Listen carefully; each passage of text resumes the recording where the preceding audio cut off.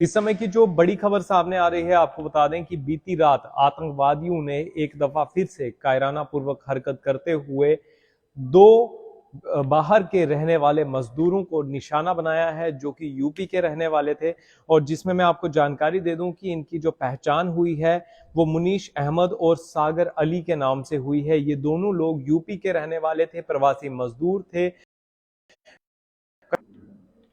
कश्मीर घाटी में मजदूरी किया करते थे और जिसके साथ आतंकवादियों ने इन्हें भी अपनी गोली का निशाना बना लिया है। 2 रोज पहले ही जिस तरह से आप लोग जानते हैं कि पूरन कृष्ण भट्ट की हत्या कर दी जाती है, जो कि एक कश्मीरी पंडित थे, और अब बाहर के रहने वाले 2 मजदूरों को भी आतंकवादियों ने अपनी गोली का निशाना बनाया है। आपको बता दें कि ये जो पूरी वारदात सामने आई है, ये शोपियां इलाके से सामने आ रही है, जिसमें जानकारी दे दें कि शोपियां इलाके में ही पूरन कृष्ण भट्ट की भी हत्या की गई थी, जो कि एक कश्मीरी पंडित थे। यानी कि शोपियां जिले में आप ये मानकर चल सकते हैं कि किस तरह से इस समय टारगेट किलिंग पर ज्यादा जोर दिया जा रहा है और किस तरह से टारगेट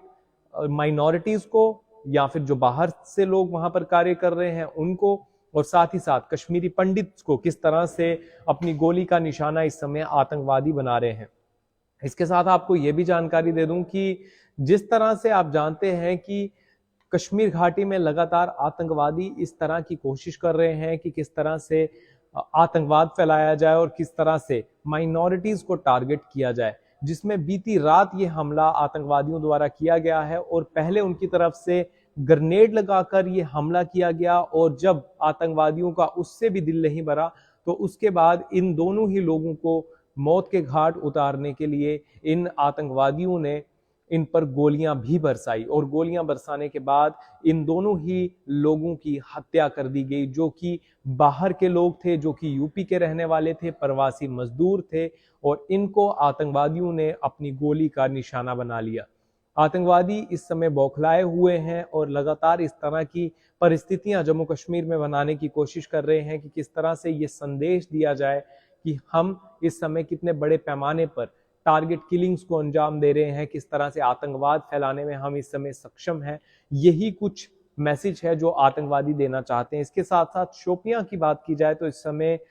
कॉर्डन एंड सर्च ऑपरेशन पूरी तरह से चलाया जा रहा है। खबर यह भी मिल रही है कि 2 आतंकवादियों के छिपे होने की आशंका हो सकती है, लेकिन फिलहाल